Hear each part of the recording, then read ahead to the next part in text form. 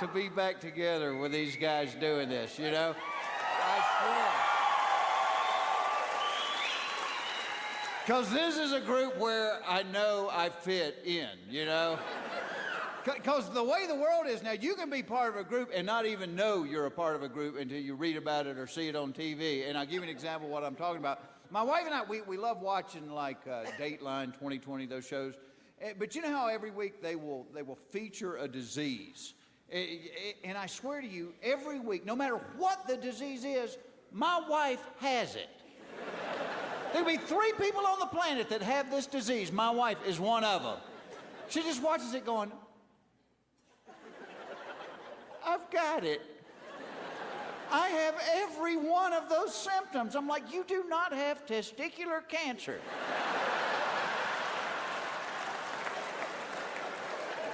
You don't even have testiculars. But they've made us such a bunch of paranoid nuts, you know, because when I was growing up, there were 2 medicines in the world. You had aspirin and camphorphenique. That's all there was. Now there's so many medicines. They got this prescription stuff that they advertise on TV, and I swear half the time the side effects are 50 times worse than what the medicine cures.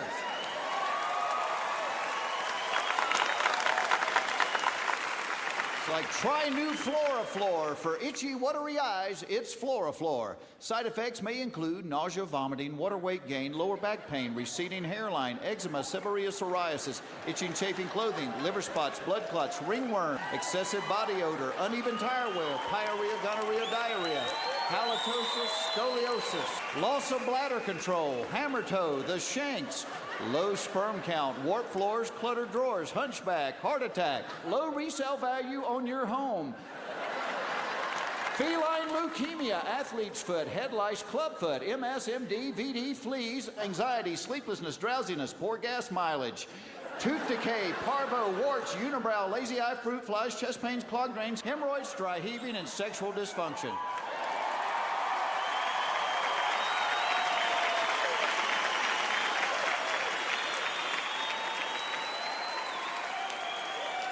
I'm watching it going, you know what? I'll just have itchy, watery eyes.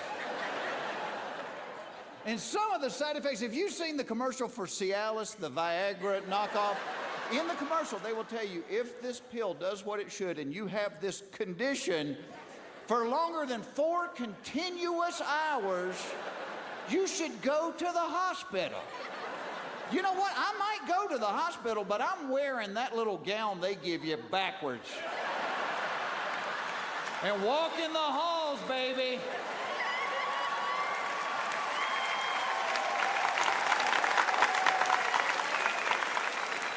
How you doing? Who's got a flag? Hey, you want to hang that coat up?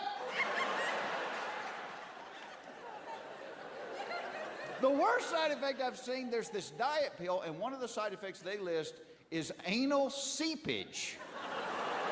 You know, I don't care how much weight you lose. If this side effect kicks in, you ain't looking good in them jeans. Oh, man, check out the girl over there. Oh,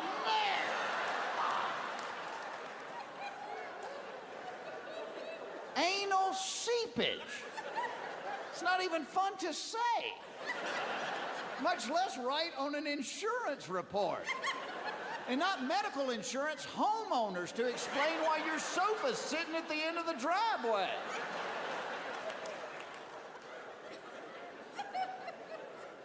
There are some goofy medical things out there. They had a guy on Ripley's Believe It or Not about a year ago that in a tragic accident got his happy place chopped off. And his doctor, in a fit of brilliance, decided they were going to cut the man's finger off and use it to create a new happy place. And I'm sitting there watching this thinking, I want to see this guy put his contact lenses in. And this is not the man you ask directions from. Well, take a right out of the parking lot, then you're going to have to make a U-turn. That's okay, we'll find it by ourselves. Thanks.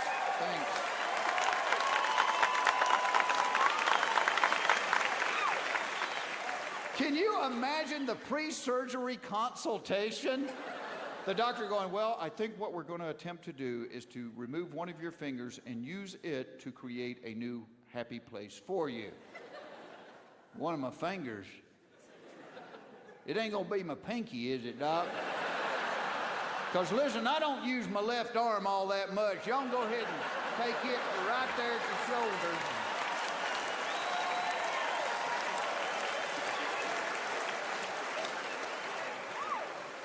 You know, probably my favorite channel on TV is the Outdoor Channel, because I've always loved the outdoors, hunting and fishing and stuff. I'm addicted to the Outdoor Channel just because it's amazing the footage they get of these animals. You'll see things like, all right, we're down here deer hunting at the Perlitz Ranch in South Texas, and there's a giant 14-point buck 8 yards away from us. You know, and that's fascinating to watch, but that is not the kind of hunting I grew up with. Because if they had filmed us, it would have been more like, all right, we're out here hunting on somebody's property. And right now we can see this deer or either like a real little cow. So I'm gonna see if I can ease my window down real quiet like.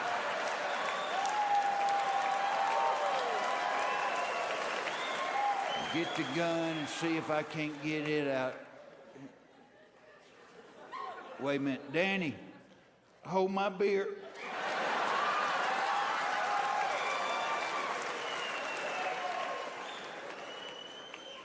All right, I'm having a hard time getting steady on him. Danny, you and Charlene, knock it off back there, man. All right, there he is. I got him. Oh, man, that wasn't a deer. That was a propane tank. Oh, and that lady is mad. That's Mama. That's our propane tank.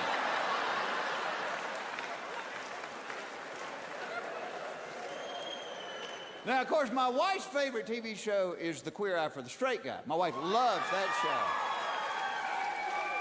A lot of women like that one. The guys, you know what I'm talking about? If you haven't seen it, it's a show where women will dump their boyfriend off for the weekend with 5 gay guys, and then they take him and they buy him new clothes and they get his hair cut and they clean up his apartment. And I told my wife, I said, this only works one way. Men would not be allowed to dump our girlfriends off for the weekend with 5 hookers and say, just slut her up just a little bit, you know.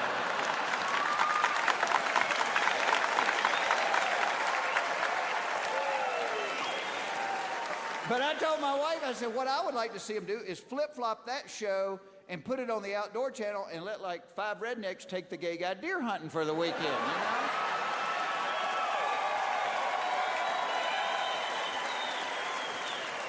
Hey friends, we're down here at the hunting camp with our new buddy Eric, and last night Eric was kind enough to make dinner for us. Now what was that you made, Eric?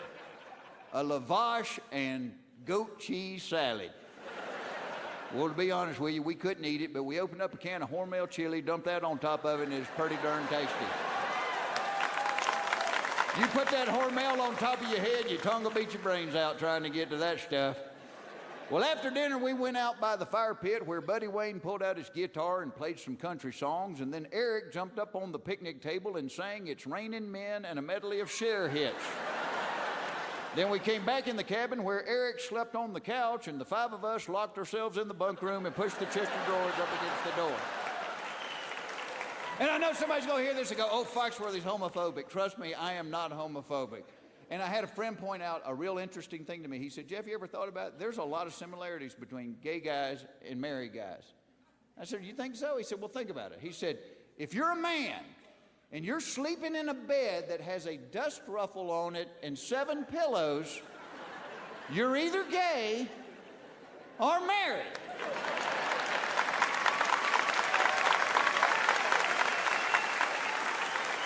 If you're a man and you've ever been antique shopping during a big football game, you're either gay or married. If you're a man and you cannot remember the last time you had sex with a woman, you're either gay or married.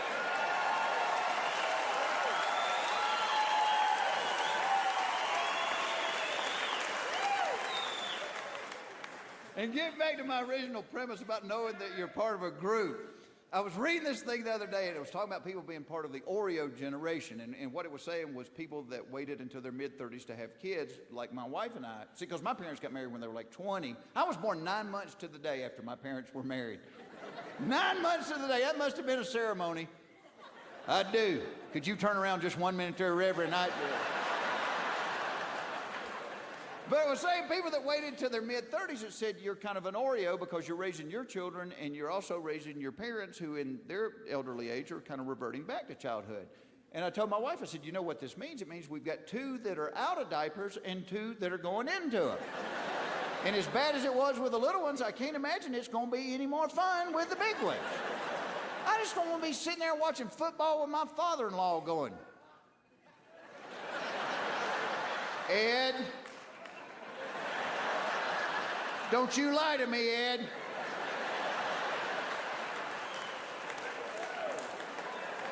But there are similarities between the kids and the seniors. I mean, they both have their own special menu at restaurants. You've got to worry about both of them with drugs, because it's not just the teenagers. Seniors get a hold of some good stuff. The last time we were at my in-laws, I made the comment that my sinuses were kind of stopped up, and my mother-in-law said, do you want to stop the sniffles or not feel your head? She opens up her purse and pulls out this little bag. It looks like it's full of Skittles, and grabs this tiny green pill, and she said, say hello to my little friend.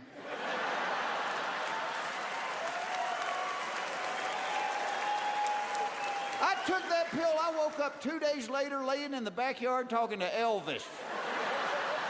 She's at the door going, get up, you baby, I take 4 of those and go to the grocery store.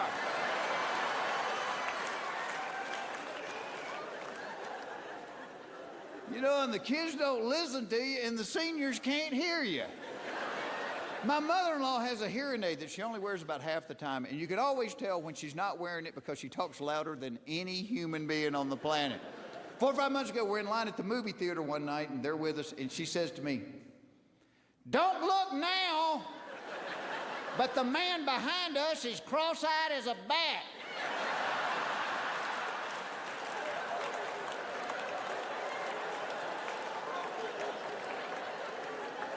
And 1, you're embarrassed to death.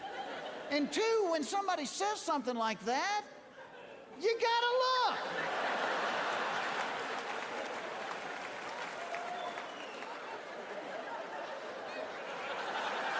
I turn around and this guy is glaring at me. Well, he may not have been glaring at me, but he was glaring at somebody. This guy was mad.